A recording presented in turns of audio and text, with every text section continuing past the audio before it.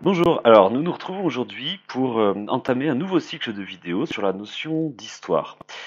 Pourquoi penser un sens de l'histoire? J'ai choisi ce titre parce qu'il me semble résumer assez bien en fait les deux questions principales qui me semblent voilà, les plus pertinentes pour étudier la notion d'histoire. C'est à la fois, si vous voulez, questionner l'intérêt des études historiques, hein, c'est-à-dire étudier l'histoire comme étudier la connaissance historique, hein, et en même temps poser la question du sens de l'histoire, c'est-à-dire du mouvement historique. Et en fait, vous voyez, là, en posant ces deux questions, j'ai euh, utilisé en fait les deux sens principaux pardon, du mot histoire. Alors, je vais peut-être commencer par ça dans l'introduction présenter ici les deux sens du mot histoire. Euh, alors, je propose de séparer ces deux sens par l'utilisation de la majuscule histoire et histoire, minuscule et majuscule. Alors, en fait, habituellement, on observe cette convention pour réserver le mot histoire avec une minuscule à l'étude historique et le mot histoire avec une majuscule euh, au cours historique des choses. Alors, je m'explique.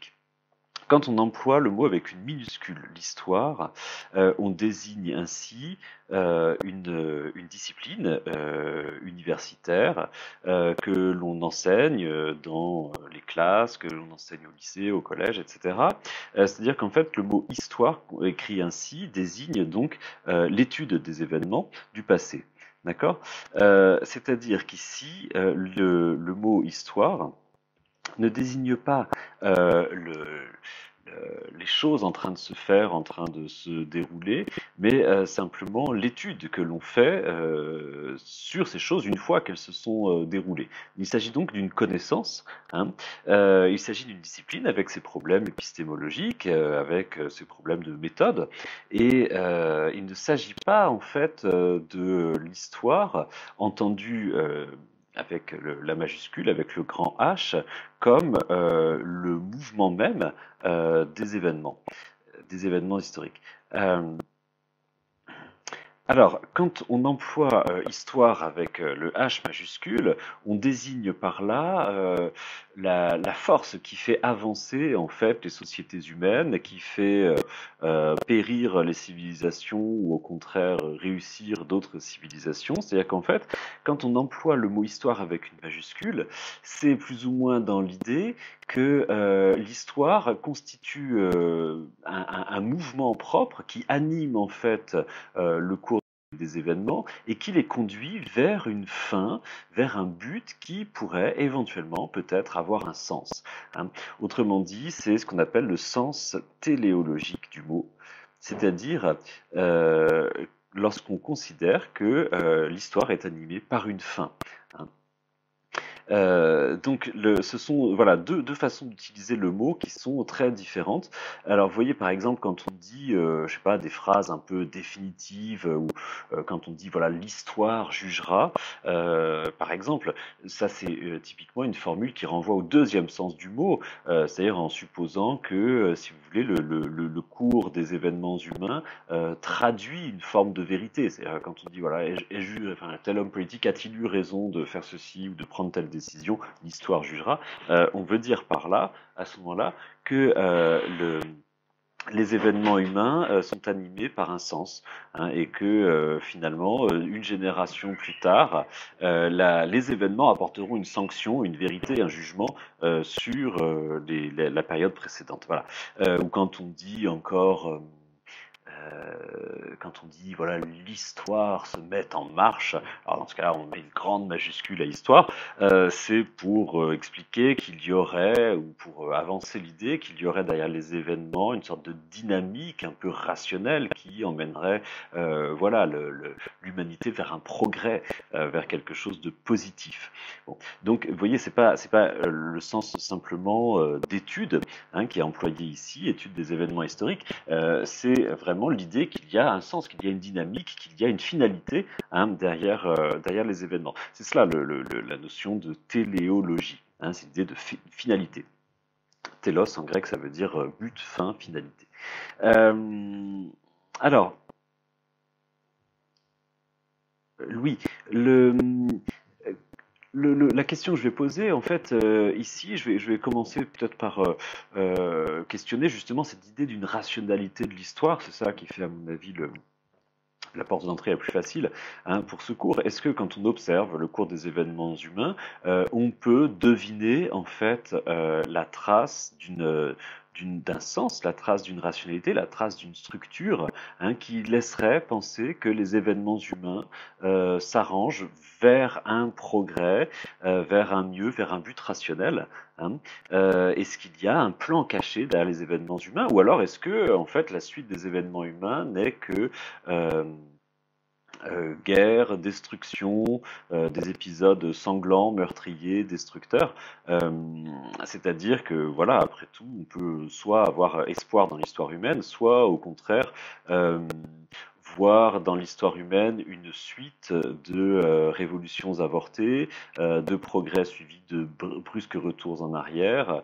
Voilà, en fait, alors, je précise que cette interrogation n'est pas forcément le fait des historiens et que les historiens étudient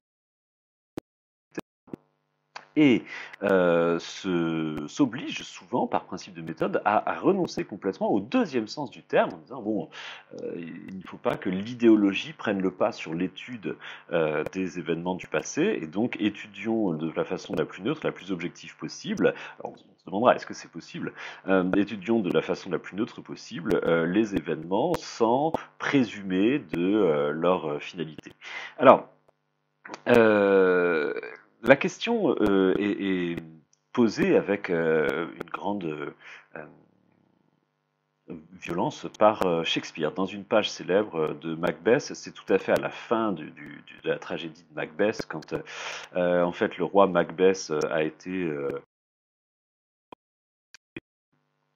par tous ses alliés et que son pouvoir est en train de vaciller et qu'il est assiégé de toutes parts et que la prophétie en fait se réalise. La prophétie qui le conduit à sa ruine, et voilà ce qu'il prononce alors qu'il est en train de méditer sa ruine, la ruine de toute chose humaine. Life's but a tale told by an idiot, signifying nothing, full of sound and fury. C'est un peu le moment, l'acmé tragique de cette pièce. Je le dis un peu bon, comme de rien, mais en fait c'est vraiment le point, le moment le plus intense, si vous voulez, du drame. Et donc en fait il fait part de son désespoir. La vie, alors lui il parle pas de l'histoire, il parle de la vie. Je vous ai expliqué le rapport. La vie n'est qu'un conte, enfin qu'une histoire plutôt, racontée par un idiot qui ne signifie rien, rempli de bruit et de fureur. Cette citation, et surtout le dernier vers, pardon, full of sound and fury, est devenu vraiment l'emblème de cette idée que l'histoire n'a pas de sens, que l'histoire ne peut pas recevoir de signification rationnelle, hein, ne peut pas recevoir de but, et que l'histoire n'est qu'un enchevêtrement de constructions grandioses suivies de fracas lamentables, de grands espoirs qui débouchent sur d'épouvantables catastrophes et des désastres terribles. Voilà, toutes les plus grandes civilisations finissent toutes par sombrer, les empires les plus puissants terminent dans la poussière, et voilà, c'est cette vision tragique de l'histoire, hein, qui est exprimée par Macbeth dans la scène finale de la tragédie de Shakespeare. Et cette vision tragique de l'histoire, voilà, résume bien en quelques mots, hein, l'idée que l'histoire donc ferait du surplace et qu'il ne faudrait pas y chercher euh, de signification rationnelle, pardon, au risque de se voir finalement trahi par de faux espoirs, et peut-être même de se voir emporté dans le tourbillon idéologique du fanatisme, hein. C'est-à-dire que effectivement, les fanatiques révolutionnaires, ce sont par définition des gens qui croient dans l'histoire et qui croient pouvoir comme ça changer le cours des événements humains, quitte à s'exenter des lois morales habituelles, et donc à manier le glaive de l'histoire. L'histoire avec sa grande hache, disait Prévert, Cocteau, je ne sais plus, enfin un poète du XXe siècle, je crois que c'est Prévert, l'histoire avec sa grande hache, hein, non pas avec son grand H, mais sa grande hache, dans l'idée que utiliser le concept d'histoire avec le H majuscule, c'est-à-dire l'histoire finalisée, l'histoire qui posséderait un sens, ce serait en fait le prélude de la violence fanatique, hein.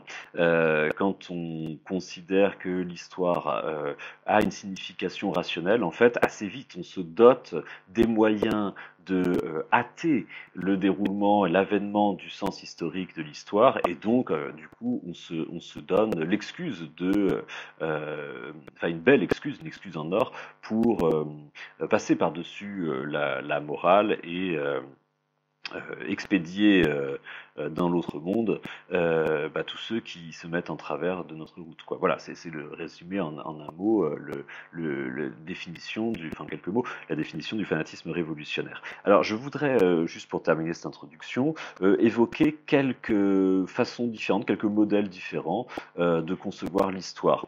Le premier, donc, j'ai commencé à l'aborder, c'est la téléologie. On appelle ça aussi parfois l'eschatologie. Alors l'eschatologie, le mot est plus précis, ça veut dire l'eschatologie, l'étude des fins. Alors, l'histoire eschatologique, en fait, c'est l'histoire lue ou vue comme menant à des fins rationnelles. Alors, un exemple très clair de ce principe, c'est ce qu'on a appelé le millénarisme. Alors, le millénarisme, que de mots nouveaux. Le millénarisme, en fait, c'est la croyance des premiers chrétiens qui pensaient que le millénaire ne tarderait pas à arriver. Le millénaire, c'est en fait l'avènement de l'histoire humaine, enfin plutôt la fin de l'histoire humaine, c'est-à-dire que selon les croyances des premiers chrétiens, enfin ça a duré très longtemps, le Christ est venu pour ouvrir une nouvelle période, une nouvelle ère dans l'histoire humaine, et cette nouvelle ère, ayant un point de départ, aura forcément un point d'arrivée, hein, c'est-à-dire qu'à la fin des temps, le Christ reviendra pour tirer le rideau en quelque sorte et expliquer, et donner un point final au développement de l'histoire humaine, c'est-à-dire anéantir définitivement les forces du mal, hein, et faire triompher définitivement la justice divine. Bon, alors cette croyance, c'est ce qu'on a appelé le millénarisme. Donc le millénaire, en fait, c'était le terme prévu de l'histoire humaine selon les premiers chrétiens. Et ainsi, les tout premiers chrétiens, alors qu'ils ne devaient peut-être pas employer l'expression de millénaire, c'est venu peut-être après, mais les tout premiers chrétiens étaient absolument persuadés que le Christ allait bientôt, à l'horizon de quelques années, quelques dizaines d'années, revenir sur Terre, hein, pour solder les comptes et pour tirer le trait final de l'histoire humaine. Et donc, les premiers chrétiens vraiment vivaient dans l'attente de l'Apocalypse. Tiens, une petite précision, Apocalypse, en grec signifie révélation. Et d'ailleurs, en anglais, je crois bien que on n'utilise pas le mot apocalypse, on utilise plutôt le mot revelation. Par exemple, le livre, l'Apocalypse de Saint Jean, le livre de l'Apocalypse est appelé en anglais le Book of Revelation, hein, le livre de la révélation. Bon, alors, donc, l'Apocalypse, c'est la révélation du sens de l'histoire. On comprendra à ce moment-là pourquoi ces empires détruits, pourquoi ces morts en apparence inutiles et absurdes. Et tout d'un coup, tout ce qui nous semble révoltant dans l'histoire prendra sens. On comprendra que c'était le grand plan du Christ pour conduire à cette finalité. Pourquoi Rome s'est-elle effondrée, par exemple? Eh bien, en fait, au moment de la fin de l'histoire, on comprendra qu'il y avait un sens à ce que Dieu laisse prospérer la plus grande cité de l'époque avant d'anéantir complètement son pouvoir, hein. Voilà, c'est ça le millénarisme chrétien. Alors, le millénarisme a donné lieu à de fameuses frayeurs, puisque à l'approche de l'an 1000, les chrétiens ont été absolument persuadés partout à travers l'Europe, il y a eu des multitudes de chrétiens qui étaient persuadés que, voilà, au passage de l'année 999, eh bien, le monde allait, connaître sa fin, hein. C'est ce qu'on a appelé la grande terreur de l'an 1000. Parce que les chrétiens étaient vraiment persuadés que le passage à l'an 1000 allait signer la fin de l'humanité. Alors, vous êtes un tout petit peu trop jeune pour vous souvenir que en l'an 2000, enfin en 1999, vous avez vu des gens, bon alors peut-être un peu moins nombreux quand même, mais qui étaient à peu près aussi effrayés à l'idée de passer de 1999 à 2000. Et puis en fait, il y a eu d'autres répliques à travers l'histoire. Par exemple, l'année 1666 a connu une espèce d'effervescence, d'ébullition en Europe avec des prophètes qui s'improvisaient dans tous les sens pour expliquer que la fin du monde arrivait. Et voilà, c'est la croyance millénariste en fait de la fin de l'histoire, hein, autrement dit. Voilà, les événements humains arrivent à leur terme et Dieu va revenir pour nous expliquer finalement pourquoi les événements se sont déroulés ainsi et donc faire justice des humains. Ça, c'est une vision donc profondément chrétienne hein, du sens de l'histoire. Et vous allez voir que le sens de l'histoire est une notion en fait à l'origine intrinsèquement chrétienne. Et par exemple, je vais vous montrer qu'il y a plein de civilisations qui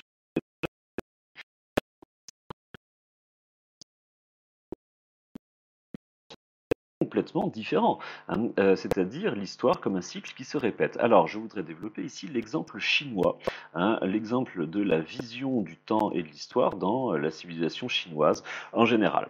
C'est-à-dire que les courants de pensée de la philosophie chinoise sont complètement étrangers à cette histoire, en règle générale, en grande majorité, complètement étrangers à cette histoire cette vision pardon, de l'histoire finalisée.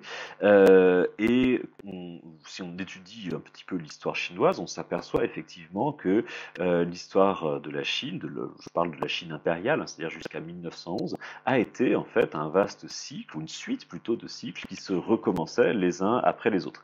C'est-à-dire que les Chinois avaient la conviction plutôt validée par les faits, hein, que l'histoire était un vaste recommencement et que en fait les dynasties pouvaient se suivre, elles observeraient toutes finalement toujours le même cycle et auraient toutes la même fonction. C'est-à-dire que l'idée, par exemple, de révolution, voilà, qu'une révolution puisse faire avancer l'histoire et tourner définitivement une certaine page du cours des événements humains, cette idée est complètement étrangère à la représentation chinoise des choses.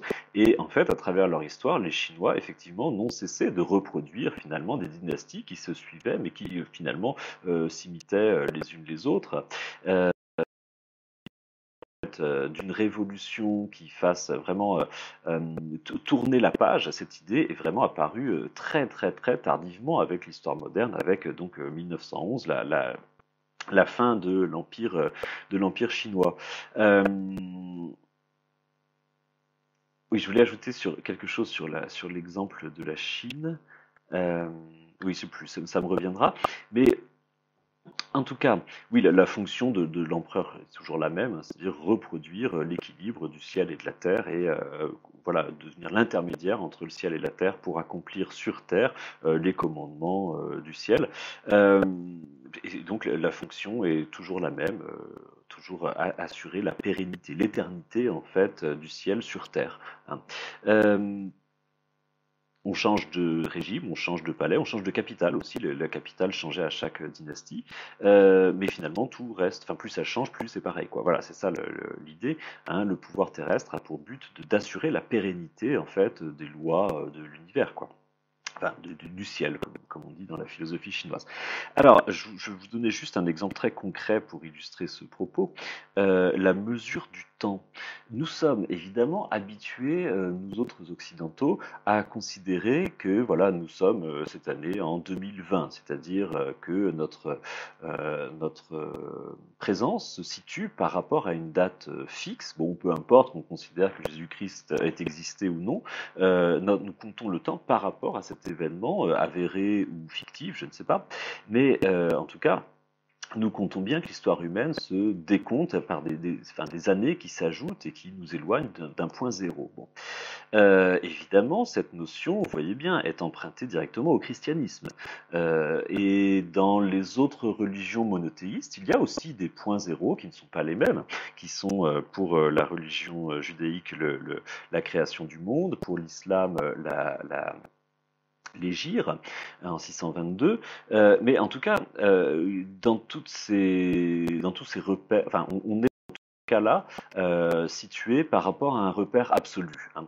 Et même si aujourd'hui, bon voilà, la société française, par exemple, est très largement déchristianisée, bon, il ne viendrait à l'esprit de personne de supprimer cette date de l'an zéro et notre idée d'une année 2020 qui a fini donc par conquérir complètement le monde, puisque je crois qu'il n'y a pas un seul endroit sur Terre où on ne compte pas les années de cette façon. Bon. Alors, vous voyez que cette notion n'a rien d'évident et qu'il y a plein de civilisations dans lesquelles, bah, du coup, on n'a jamais compté les années de cette façon-là par rapport à un point de repère absolu. C'est le cas, par exemple, dans la civilisation chinoise qui, depuis toujours, en fait, a compté les années par rapport aux différents règnes dynastiques. C'est-à-dire que la façon traditionnelle en Chine de compter les années du temps de l'Empire, c'était de dire voilà, on est la quatrième, 13e, 50e année, je ne sais pas, peut-être pas 50e, enfin, du règne de l'empereur un tel, de telle dynastie. Et quand on se penchait sur le passé pour étudier les événements passés, ben on disait oui, alors cet événement s'est déroulé dans telle année de l'empereur, de telle dynastie. Et en fait, vous voyez que quand on raisonne de cette façon-là, alors, on fait totalement abstraction d'un point de départ absolu de l'histoire, mais cette façon d'envisager les choses a une conséquence pour nous stupéfiante, c'est que les événements du passé, il est très difficile enfin non pas de les dater, mais d'en mesurer l'écart. C'est-à-dire que quand on considère un événement qui a eu lieu tant d'années plus tôt, la façon de le dater rend le calcul très compliqué, parce que s'il y a eu entre-temps plusieurs changements de souverains ou plusieurs changements dynastiques, vous voyez que tout de suite ça devient en fait des opérations arithmétiques très compliquées, hein. Enfin du coup, en tout cas pas du tout intuitives. Et donc quand on veut mesurer l'écart qui s'est déroulé, l'écart qui sépare plutôt tel événement historique appartenant au passé et tel autre événement historique appartenant à une autre époque du passé, en fait, on est très vite dans l'incapacité complète de mesurer ou simplement de mesurer intuitivement l'espace de temps, la durée plutôt, qui les sépare. C'est-à-dire qu'en fait, la façon même de compter le temps influe directement sur notre façon de considérer les événements historiques, hein. Et en fait, cette façon de compter le temps rend en fait complètement naturel, l'idée d'un cycle, l'idée que finalement le passé est une grande répétition, c'est-à-dire peu importe en fait qu'un événement soit passé il y a 500 ans, il y a 300 ans, il y a 600 ans, etc. Finalement tout ça c'est une grande boucle qui se répète indéfiniment, hein, et il faut bien, pour qu'on ait l'impression inverse, il faut bien bénéficier, enfin pouvoir utiliser une autre façon de compter le temps. Donc vous voyez, notre façon de compter le temps nous incite naturellement à envisager un progrès de l'histoire, mais cela n'est absolument pas évident. Il y a des civilisations qui se sont construites tout à fait autrement, hein, même si ces civilisations n'ont, comment dire, n'ont pas eu le dernier mot, enfin c'est un peu arrogant de dire ça, mais enfin, notre façon de considérer le temps, finalement, s'est imposée partout à travers le monde, hein. Ça, c'est vraiment très troublant. Alors, un autre modèle, qui à nouveau nous ramène du côté du christianisme, le sens caché de l'histoire, Leibniz ou la théodicée. Leibniz, le grand philosophe allemand du XVIIe siècle, chrétien, considère que les sens historiques, les événements historiques ont un sens, mais un sens caché. Les événements historiques sont rationnels. Simplement, en fait, nous sommes trop